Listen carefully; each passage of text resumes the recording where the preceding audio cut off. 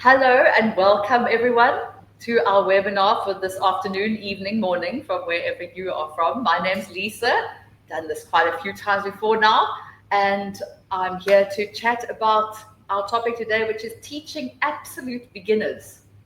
So it's something that we've all come across, we know the topic, and that's what we're chatting about today. I'm from South Africa. I have been teaching for quite a few years now, TEFL, to all sorts of students at all sorts of levels, not all sorts of, and who speak first language, all sorts of languages. So I see we have people from Canada, UK, South Africa, London, Ohio. So welcome everyone.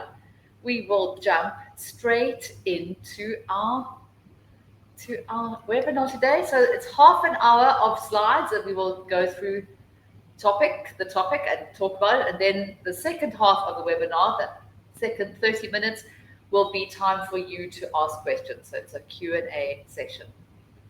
All right, great. So I will answer the questions after all of the slides. So welcome and enjoy. Okay. So there are various terms associated with beginners. So it's important for you to be familiar with them. Okay. It is highly unusual, but not impossible, for a student to know absolutely no English because of the internet and movies and Netflix. So I think everyone knows a little bit of English, and maybe they learned it at school. But there are some students who know nothing at all. So if a student knows no English at all, apart from an odd word like hotel, taxi, or Instagram, they are an absolute beginner, so they are starting from zero. But these words, a lot of them have been adapted from other languages, just like a lot of languages share words, so they might know those few words. And so that they're the kind of word that everyone will know. But some students may have studied English in school many years ago and have forgotten most of it. So some beginners are false beginners. So it means they're still beginners, but they do know some stuff. They know the odd word here and there. So with some exposure, some of it comes back. Yeah, some of us have learned a few. I did 2 years of French at school, and then you watch something in French and you're like, oh, I remember that. You remember a couple of things. So those are the ones who are false beginners, who know a little bit of English. They aren't starting from zero, but they're close to it. So, maybe adult students who, as I said before, they did a little bit of it in some grades at school. All right. So you might in your class have a mixture of absolute beginners and false beginners, but that is normal, so don't panic. It's not anything to worry about. Everything we see today in this webinar will be suitable for both categories of the beginners. So it's for those who know absolutely nothing and those who have a little bit of English knowledge. And extra students high. Okay. So it can seem a little scary at first to have some students who are a little bit better than others, but remember to keep calm and carry on. The techniques we will see in this presentation are perfectly valid for both absolute and false beginners. So also, this is a very important thing. Don't be tempted to teach the best student in the class.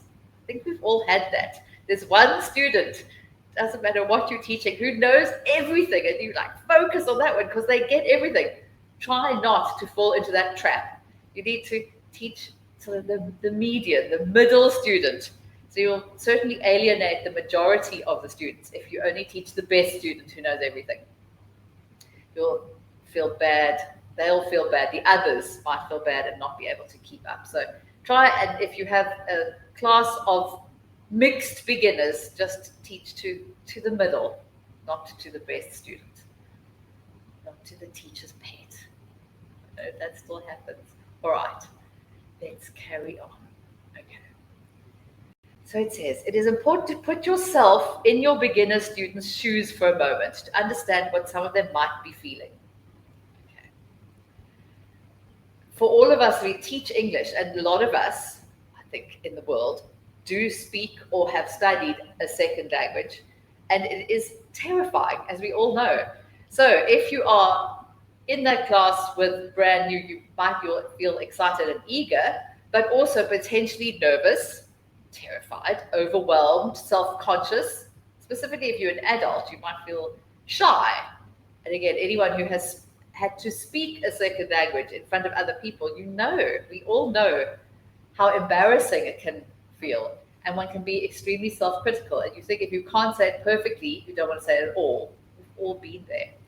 So learning from scratch can be a confronting experience. It can be absolutely terrifying. Perhaps they're stressed because they need English for work. Maybe they don't really want to be there. They're sort of forced to. Maybe they've been told to. They didn't have a choice in it at all, but they feel obliged to learn, or they've moved to an English-speaking country and they need to learn it. Maybe they are terrified of looking foolish or making mistakes in front of the teacher or their fellow students. Maybe they are overwhelmed after 10 minutes and experience a complete mental block. Like, I don't know anything. All of these feelings are natural, and they're very rarely a reflection on you as a teacher, so you don't have to feel worried. It is probably the student that they're just the ones who are nervous. Don't panic. If you feel some negativity coming towards you, it's not you, it's them. Blame them. But it will be their terror, potentially. All right. So try your best to remain upbeat and positive and fun and supportive at all times. As you know, as a teacher, that we need to do all the time. All right. How do I make them feel better? So from the get-go, as well as being positive and upbeat, you can counteract these negative feelings by maintaining your positive, upbeat demeanor. You can. Okay. So keep your TTT to an absolute minimum. I'm sure you guys all know what TTT is.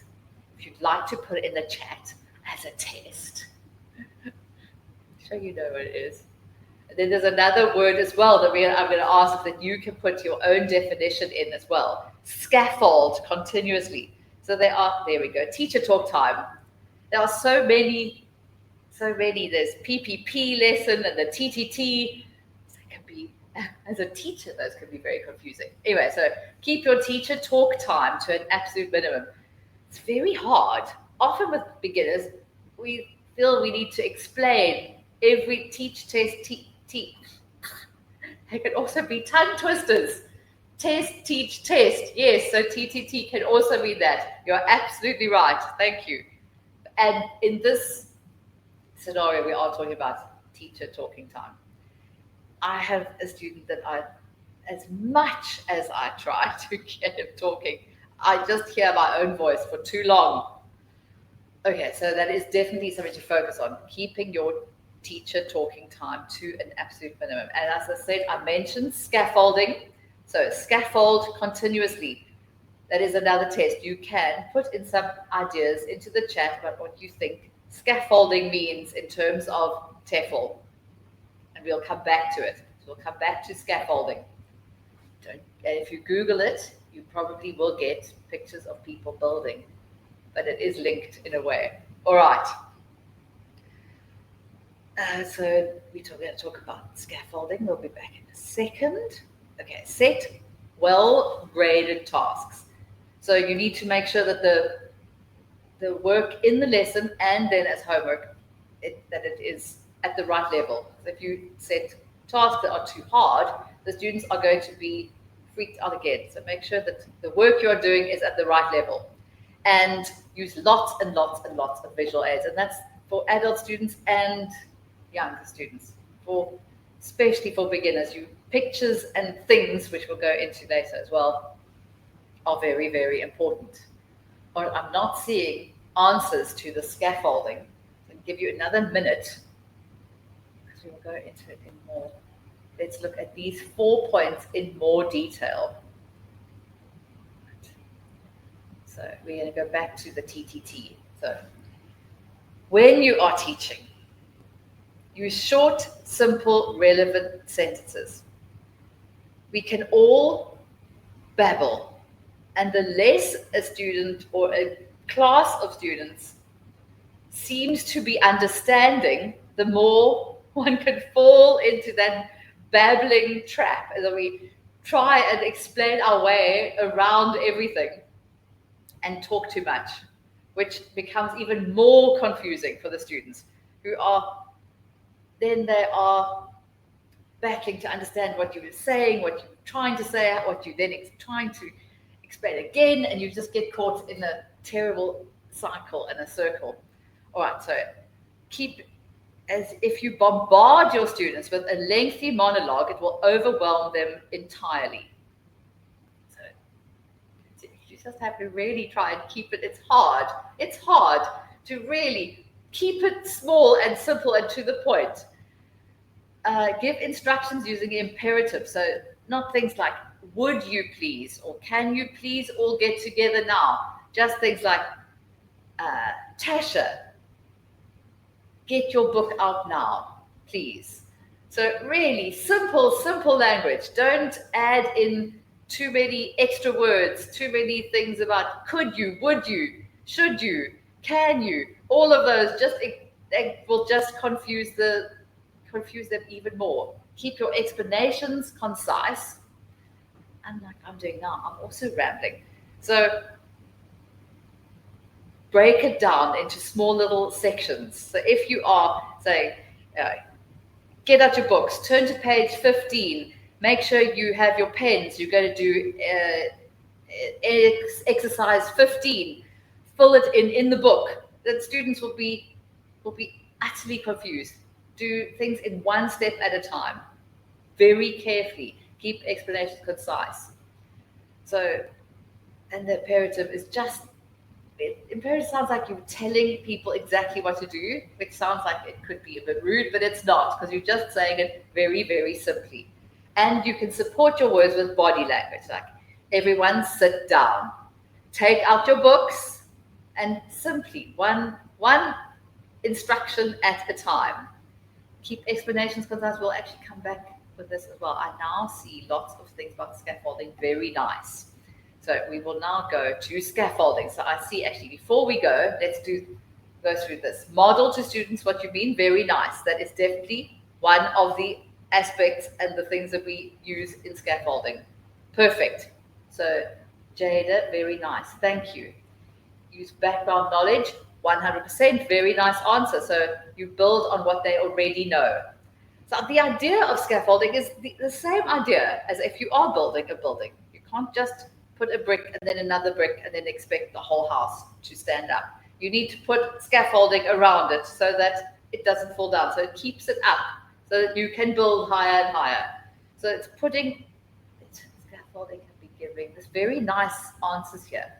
Students, extra help and then reducing help gradually. Maria Victoria, absolutely 100%.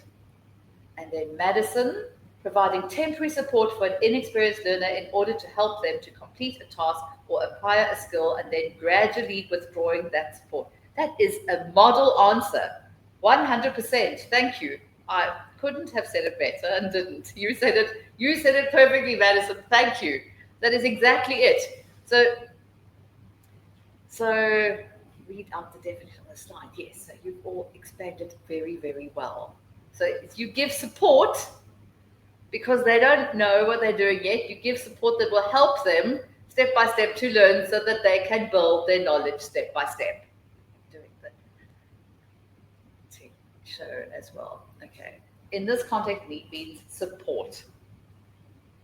So here are some of the ways. What you guys all said was perfect. So here's some extra ones. Give clear instructions with demonstrations. As I said, get out your books. Out your books. Let them do it. Monitor constantly to spot students who are struggling. So if someone really doesn't know, go and spend special time with them and offer support. Use task prompts such as sentence stems. Sentence stems are the beginnings of sentences so that the student can finish the sentence. These are very, very useful.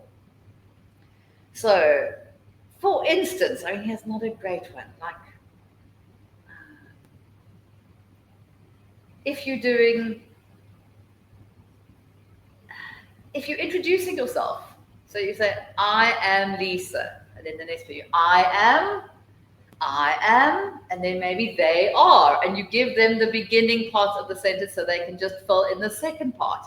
So that's something like a sentence stem. So it's not the greatest example, but I think you understand what I mean. Couldn't think of a great example. The example that I thought of earlier, I've had drawn a blank and couldn't think of the rest of what I was saying. So I shall leave it at that. But that's a sentence stem when you give the students the beginning of the sentence so they can, like if you are learning, I'm not going to come up with a great example, but you just give them the beginning that helps them find the target language. You give them the prompt to the target language. That is a good example. Right. Okay.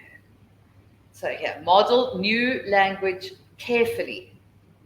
Allow ample processing time. So often one jumps and like, do you know it? Do you know it? Let them think, let it settle down.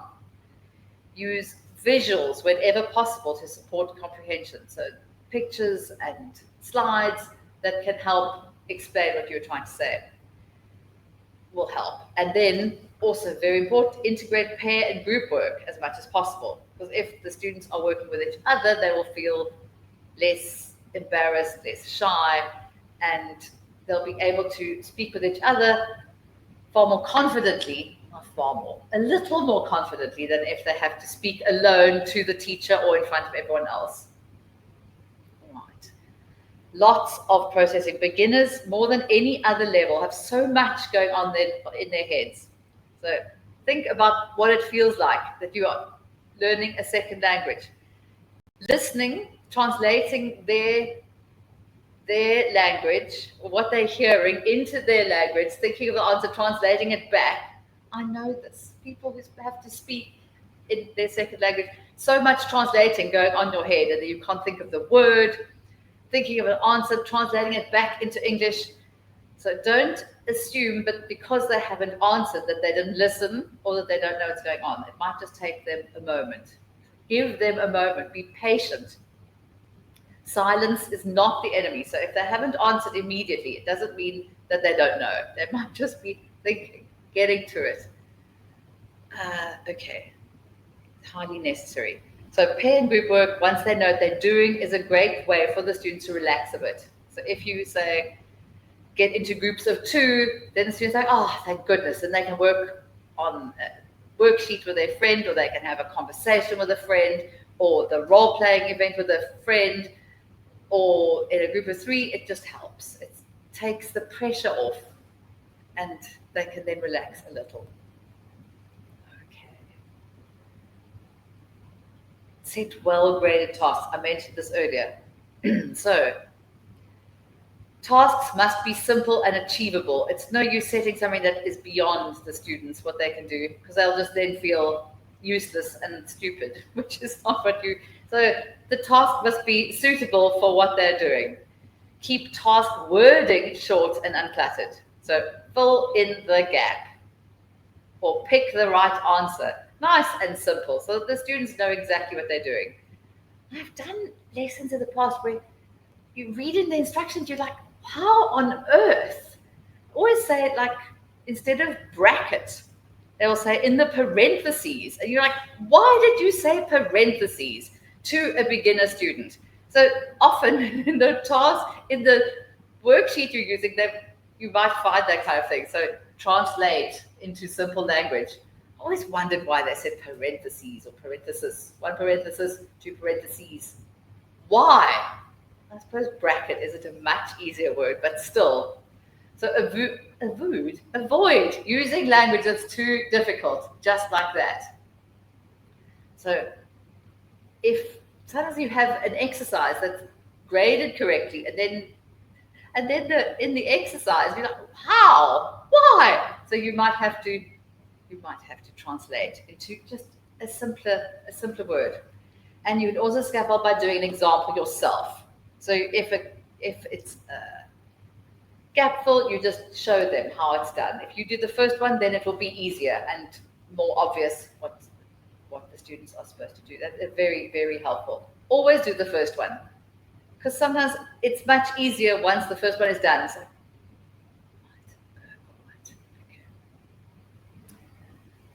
It says say here, if a task looks more, so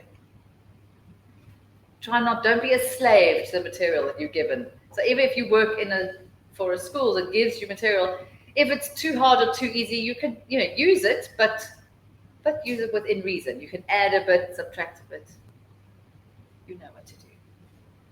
Especially with beginners. I had also thinking of a beginner student, she needed extra because she was actually doing so well that she needed extra. All right, here are some examples of good tasks for beginners. Matching lexical items to pictures. So the language, the word, is it vocabulary, or if it's a grammar point, if you have a picture, like obviously vocabulary, that makes perfect sense that you have a picture for beginner students. But also if you are traveling and then it's arrive at or pick up, you're doing that kind of thing, and then a picture will help you just explain what you are talking about. I'm thinking all of those, the whole lesson in my head is long. Okay, I'm not coming up with a correct example for you, but gap fills are great. Gap fills, matching clauses worksheets, multiple choice, those kind of worksheets, the ones that help the controlled practice worksheets are very, very good for beginners, whether they are adults or young students of any age. Controlled practice those kind of exercises are very good for the target language accuracy. Having guided conversation with sentence stems and visual support. So again, as I said, if you are saying a conditional, for example, if it rains, so you could just start with if. That will be a great stem sentence if you're doing conditionals, just to say if, depending on which conditional it is. And pictures again, and short interviews. So all of these things that you give them all the background, that they only have to fill in the middle information. Okay. Sentence 12. So again, if you have work that you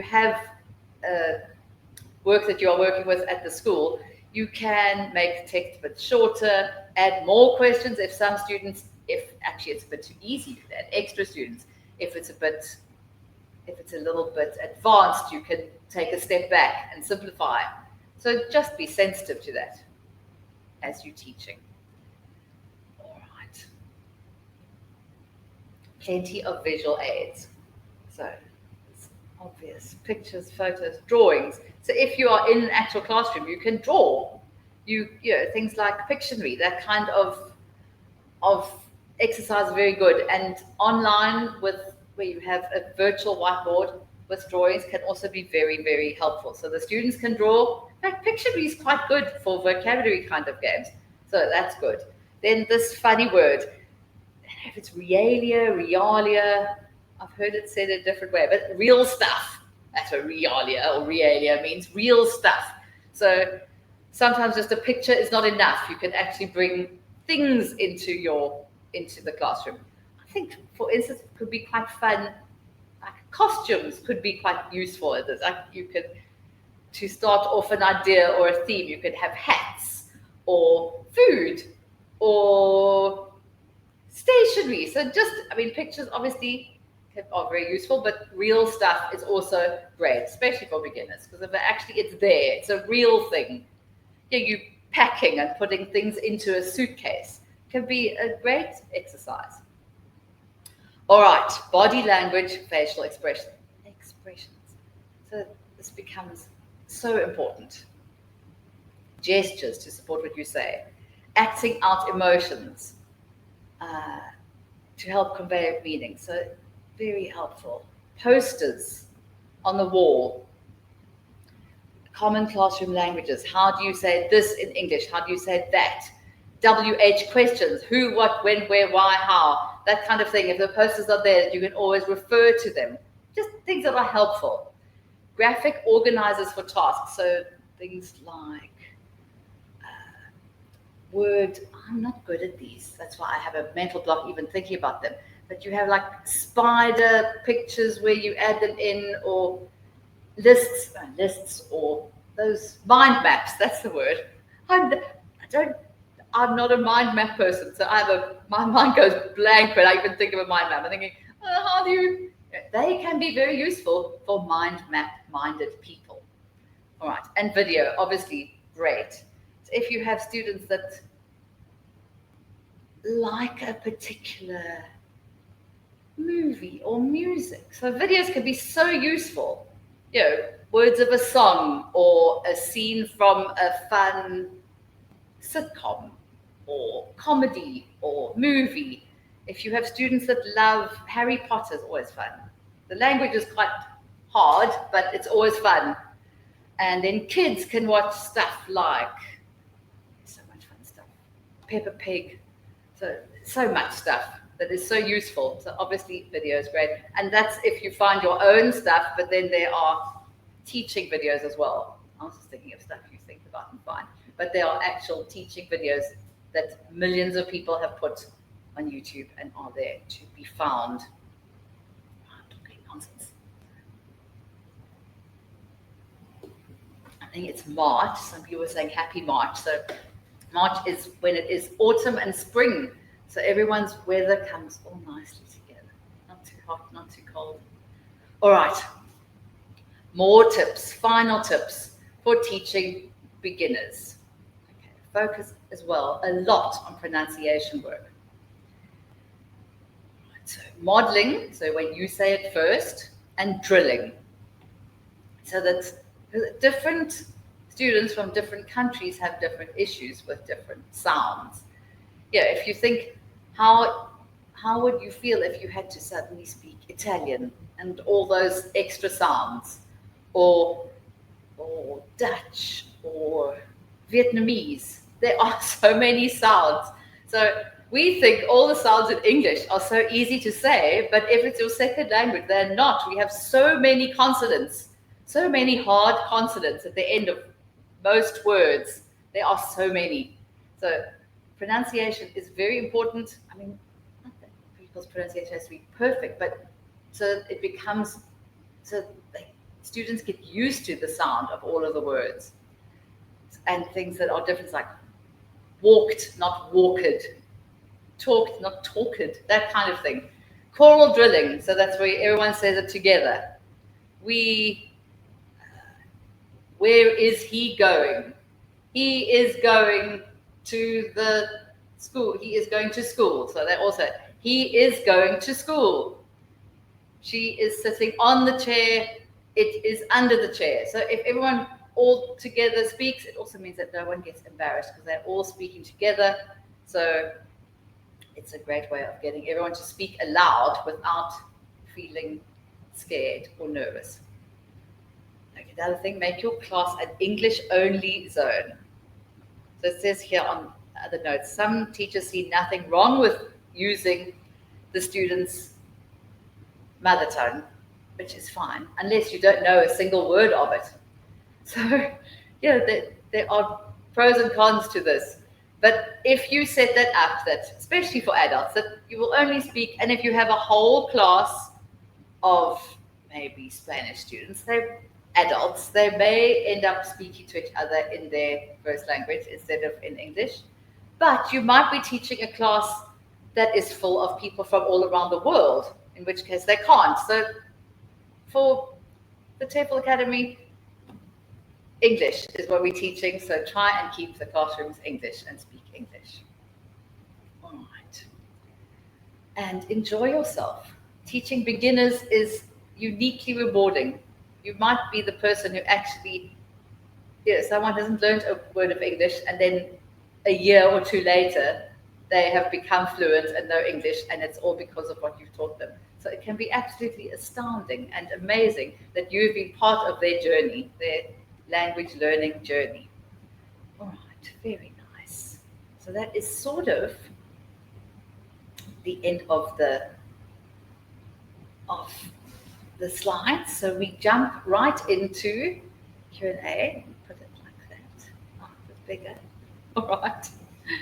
So it is time to ask all the questions that you would like to ask. And hi again to everyone from all over the world. So we have Canada, UK, Joburg, London, Ohio, Canada, Italy, USA, Milan, Malaysia, Ukraine, South Africa, Ireland, Hermanus, and then everyone's lovely answers. Ireland, more from Ireland, and thank you everyone for your great South Africa. All right. Missed last webinar. Okay, great. Where can I access it? So all of the webinars are on TTA's own YouTube channel. So you could go to YouTube and then search it, or you can send a ticket to tutor support and they will send you the link. And then all of the webinars that have ever been done are all there. And you can just, they are in a list. You can go. All right, so that is where you get it. Great. Let's put this one up. Does the TTA provide a handbook that shows the correct steps, activities that are graded? Jane, I'm not 100% sure what your question is. The correct steps, activities. Is this in an assignment? Does this refer to an assignment? You can reword your question and I will try and answer it because I'm not 100% sure what you meant. I'll come back to that. Could it be true that even in a classroom full of students, the teacher may have to spend extra time doing a lot of one-to-ones because of different types of beginners? I think to be honest, I've taught more one-to-one than full classes, so I'm not 100% sure. But I think, for instance, in a language school, the students will be graded in terms of language. And the different types of beginners, if you are a complete beginner or a false beginner, I don't think it's going to be a huge difference. I really don't. I don't think that you will spend too much extra time. Yeah, there might be one student who's just really battling, but you know that will be the same as if you have a class of advanced students. One might take more time, so one student might always take a little more time. I don't think that it is necessarily an issue. Daniel, sheer number of activities and games you can use in a class overwhelming. How does a teacher decide on which ones to use? I think that completely. I think that's a very relevant question. If you're teaching for a school, they will probably have a syllabus and a book and a set of lessons that you use, in which case you will follow the syllabus to, mostly. If you are teaching privately at a school or one-to-one, the more you teach, the more you will set up a lesson that you can reuse. So if you are setting up a lesson about adjectives that end in ing or ed, bored or boring, that's quite an interesting topic, actually. I just thought of. I always get chuffed if I can think of a good topic. So maybe you've made a half-hour lesson about adjectives that end in ing and ed, and then you will find 3 games, and one you think you've tried it out on your students. One you try and it was useless. The students thought it was dull, so you leave that one and you don't use it again. Another one you think, that was great. We should spend more time on it. So I think practice. So, and if you think of the PPP, so activities and games. If you think controlled activities, you need 2 maybe. Depends how long your lesson is. So if your lesson is half an hour, you could probably only have 1. And then freer activity, you probably, if it's only a half-hour class or 45-minute class, you only have time for 1. Where if it's an hour-long class, you probably have time for 2. And test them out, see which ones work, which ones don't. And think about it. Think, will this work? Is it right for this age of students? Is it right for the level of the language? So there's so many different aspects you can look at, which will help you decide. So it's not a blanket answer for that. I hope that's a good enough answer. Okay. If you work for a school, they will provide syllabus. Yes. Thank you, Jane. If you're teaching for yourself, is there a list of activities you can go through for each grade? There are so many books out there.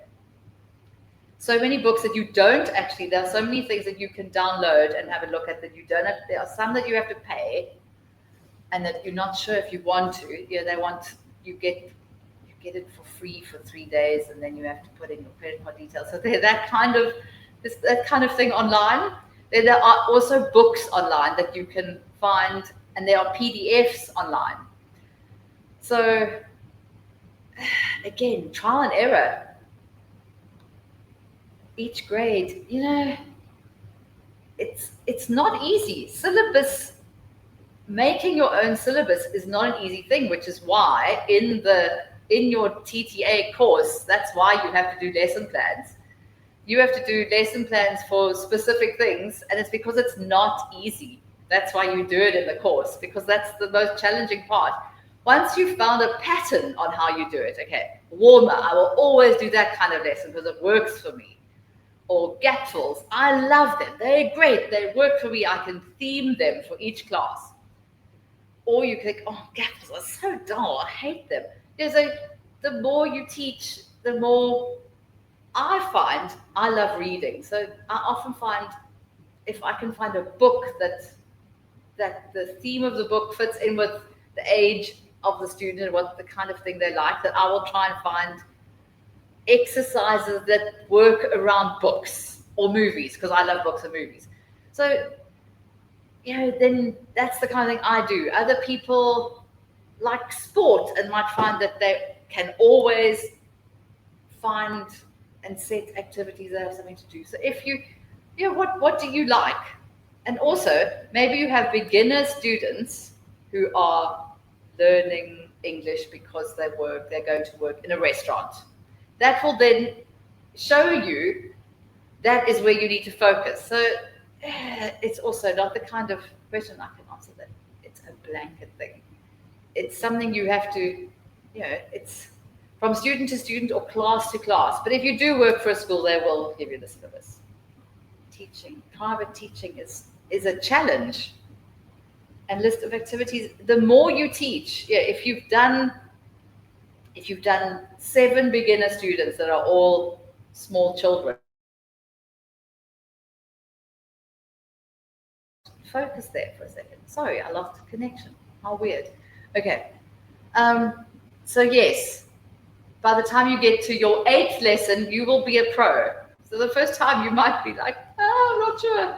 But the more you've taught and the more you've taught at one school and you use a bit that worked so well for that group of students, so that you use that for another group of students. So it's all, the more you know. Right. I hope that answers some of your questions. I hope I didn't just babble. TEFL Academy help us find teaching jobs when we complete our course. Yes, if you go to the job board, if you go into TEFL Academy website, there is a job board and it has so much information. There are lots of information. So go there and look. There are like things about being digital nomads, things about teaching beginners, teaching traveling overseas, teaching online. There's a lot of stuff. There's a lot of stuff about, I can't think of the name of the book now, but there's a whole book on different countries and how it is to teach English in those different countries. And if you teach in Alaska, what you need to do. There's a whole book as well. I can't think of the name. Go to the website. Okay. I am doing the 3rd level course at the moment. Teach online. Would be better to start with beginners to have some practice first, or after the course will I be ready? It depends where you teach, where you get a job, if you're going to be teaching privately or if you're going to try and get a job in a school or if you're going overseas. I think often if you are a beginner teacher, they might give you a beginner class, but teaching beginners is not necessarily easier. You know, the grammar might be easier, but the challenges of the student not actually understanding what you're saying, like simple things, is more of a challenge than, you know, a student that you're doing an IELTS lesson with. So there are different challenges. Practice first. After the course, will I be ready? When is one ever ready for anything? Yeah, if you get a job, you might not be ready, but you'll be fine because you'll do it, and then you'll have a second class and it'll be better. But yes, you know, after you finish this course, you will have a lot of information and a lot of knowledge, and you will be able to teach. You will be able to teach, but each job you get, whether it is in a different country or at a school or online, if it's in a class or one-to-one, there are many different things, but you will be equipped to teach TEFL after this course. If you work for a school and have to teach English online, how many students can you expect as a new teacher? That is also a very broad question. You know, if you teach at, there are a lot of online schools, and if you get a job at an online school, if the students love you, you'll probably get more students. If you enjoy it and you do well, you will continue and thrive. It depends. It depends on the school you work for. It depends how busy the school is. You know, there are big language schools and small language schools. It really, there isn't a definitive answer for that one either. Okay. Lots of questions I am not giving definitive answers for, but really, I mean, you could teach at a school that gives you a class of 20, and you can teach at a school that, you know, if you read online, like on a Facebook page, for instance, years ago, and people go, I got a job with this and I only have 2 students a week.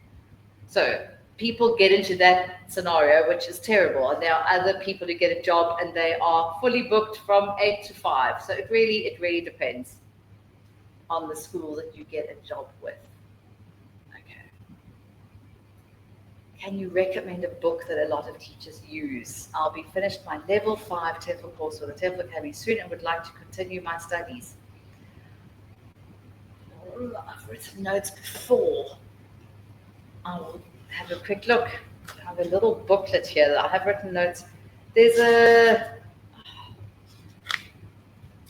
my excuse for my slide. I woke up very early this morning to do a school thing for my daughter.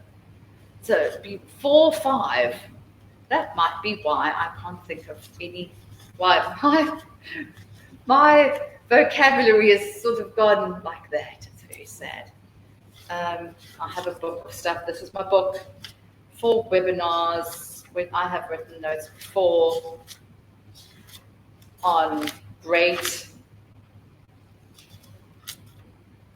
I think, since I'm of being no use right now, is send a ticket to Tutor Support and just ask, which are the best books? There's a David Farmer. No, but that's a drama teacher. It's a drama teacher, not an English teacher. I often follow him. He's a different kind of thing that you can use in English teacher, but that's not him. He is a drama teacher, not an English teacher, with a lot of books. Here's this is where I have here, writing, authentic material, and my notes from before are not helping me at all. Send a ticket to Tutor Support and ask that exact question and you'll get a better answer. I just can't think of the names right now, but there are people, even Google it, you'll probably find as well, that there are some course books that are, sort of traditional TEFL English textbooks that you can start with that. And I'm thinking there's a great teenage book called Mindset that I've used for teenagers. It's a textbook and it's Mindset 1, 2, and 3. It's not for beginners, so it's slightly off today's topic. Mindset books are very nice for teenage kids. I've come across them and found them, and they are great books. So that's what they came to mind. But in terms of other books, just go and tutor support. When we teach preschoolers with varied age of 3 to 6 years old a different understanding, what lesson topic would be best for beginning meetings? Very nice. 3 to 6 year olds probably can't yet read and write. So things with pictures, things with a song could be fun. I always find animals are fun with kids. I also like animals. Animals are always fun. You know, if you've got cats and dogs and animal sounds, I always find such fun with very little kids. Lesson topics, things like birthday, and then things like sit up, stand down, so very simple, kind of Simon Says kind of things, where you're learning just basic actions, and basic words like that are always good. And then things like seasons, so all the things, colors, seasons, clothes, all the vocabulary, basic vocabulary is great for beginners. All the things that we learn, numbers, so things that you have a set of, colors, numbers, weather, things like rain and sun and wind and snow are great for little kids. And numbers, most delightful childhood, always talking about a snowman. So sweet. Or insects, a bug and a butterfly. I love animals, are always fun. Colors are fun, and school things. And kids who haven't even started school love school things. So pens and pencils and books and red pen. It's a red pen. It's a blue book. That kind of thing is great for preschoolers. I know exactly. I have done that. All right. So thank you for those. We still have time. Maybe I can find those names. I won't. I'm not going to. I'm not going to remember them. So ticket to tutor support. Sounds like a TTT. Ticket to tutor support. TTTS. Talking nonsense. All right. If there are any other questions, I am ready for them. It is very interesting topic, this one. When one has not trained to be a teacher, is it really possible to be accomplished enough to teach? It is such a good question. If you study to be a teacher, like a school teacher, you actually have to go to university for 3 years, and then you do teacher training. So it is a whole course. And the TEFL course isn't as long. Yes, one can be a starter teacher. I think one is accomplished enough to teach, to start teaching. I do believe that one is accomplished enough to start teaching. As one teaches, one will learn more and more and more and more and become accomplished. And if you've taught other things in life, like, one's path to TEFL might have come all from a different path. If you have taught ever doing anything, it will help you be a TEFL teacher.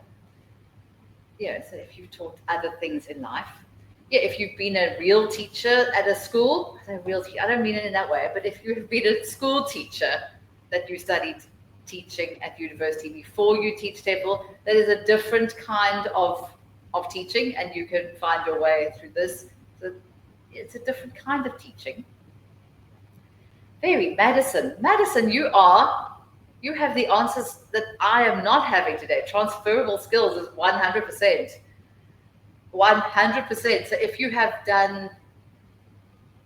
have taught other things in your life, or been someone that needs to show people how to do things in other jobs, finding your way in a TEFL scenario will be easier. Like, in a way, this is completely on the topic, but if you've had pets your whole life and looked after pets, and then you have a child. It's not the same, but it's a transferable skill. so that's a silly example, but yes, transferable skills. Madison, you have had the answers for everything today. Thank you so much for giving such great, succinct answers where I have just waffled. But Ellen, I do think that what you learn specifically in the TTA course will give you so many skills that you will be able to use as a teacher. And the more you do, the more you learn. When you start, as with any job, you won't be perfect. But after one class, you will learn stuff. If you do online, like the program you're doing, you might be like, oh my word, Zoom might terrify you. And then after a week, you're like, this is fine. That is one of the names I was thinking of. The practice of English language teaching, Jeremy Harmer. Jeremy Harmer, that is one of the names I was thinking of. That's why I said Farmer. That was the drama teacher. That is Farmer. Harmer is the one I was thinking of. Thank you, Daniel. That was the one I was thinking of. It is one of the books that is great. Yes. David Farmer is the drama teacher. Jeremy Harmer is the English teacher. But yes, that is the one I was thinking of. There's another one that's also the name is a thing. It's like a thing. It's a word. It's a noun as well as a name, which was somewhere else. I can't remember it now. But yes. Chelsea, yes, we communicate information every single day, whether as an EFL teacher, university lecturer, or even a nursery nurse. We are just honing these skills. Absolutely. So,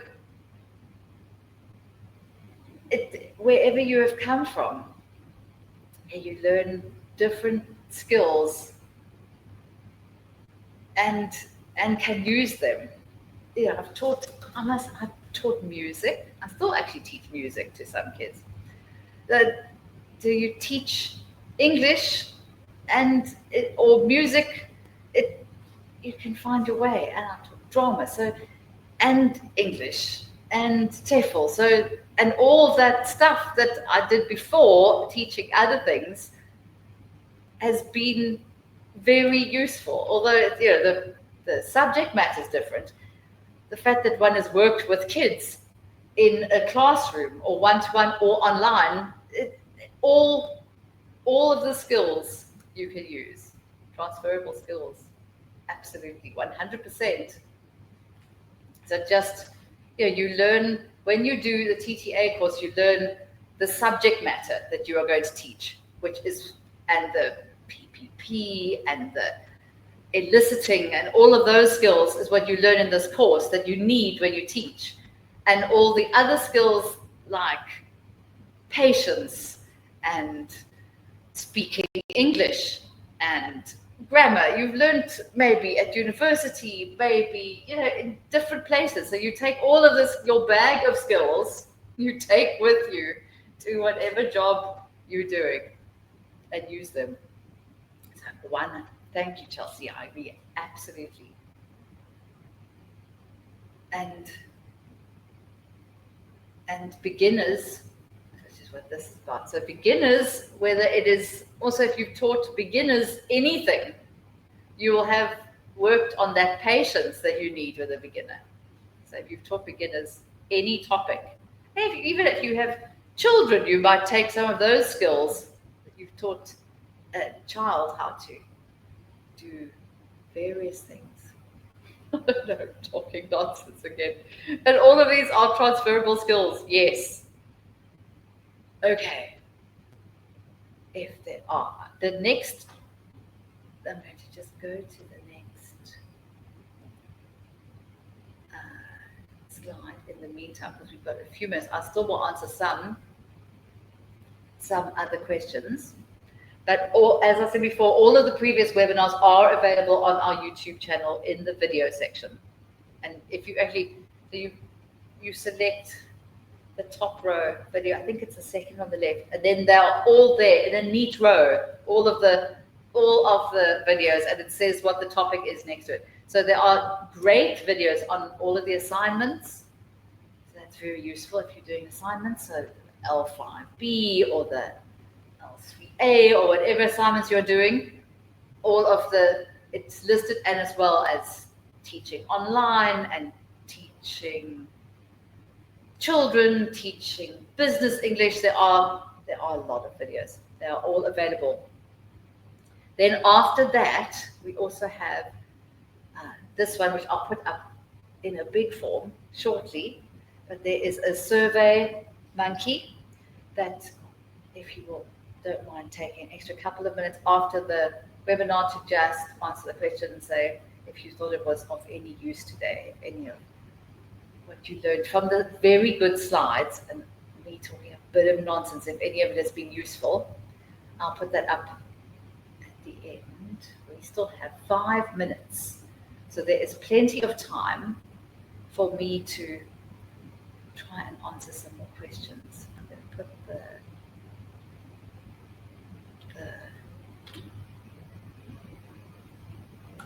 scroll down again. There is the link on that as well. But we still have 4 more minutes if there are any other questions. And thank you for all the great advice that you have and answers you have supplied today, because it's been very, very helpful. You've answered questions so well on scaffolding and given each other advice on work that was, I put that other name. I hope you've got the practice of English language teaching. This is a nice one. Favorite teaching approach, PPP, TTT, or something else. I think I do a little bit of all of them. Yeah, you work at different places and do different. Yeah, some schools you work at have their own kind of teaching method, depending on the platform that you're working on, or if you're working in a group or in. So I'm a bit of an improviser, I must admit. So to have a structure is great that you can not fall back on, but that can hold you, that can be your scaffold. The structure is great. So the structure of the PPP is a great scaffold for your class, that it holds you and keeps you. TTT, it's teacher talking time, is something you shouldn't spend too much. But yes, test, teach, test. I get very tongue-tied with all of those. But each one, we have a different group of students and different approach, different levels. But thank you everyone for being here and spending some of your very, very precious weekend time doing this, listening and taking part. It's always such fun. I enjoy it. I always find that I've also learned things. And often when one says things aloud, you realize what you know, what you can know more about. And as teachers, obviously, each lesson, not only do we teach, but we also learn. I do believe that we learn from our students. We learn from every student we ever have. We learn what to do, what not to do. And so it's always both ways. We learn and teach at the same time. We learn what works. What works, what doesn't work. Thank you, Madison. Such great answers, such great help today. So thank you. I'll put this now like such. It's big, I can be all small again. So thank you, and I hope everyone has the rest of the weekend. For some people, it's still daytime. For some, it's evening. For others, it's a bit later at night. So thank you for sharing time with us, and good luck for your assignments. Good luck for your teaching, and enjoy the rest of your weekend. Thank you. Okay. Bye.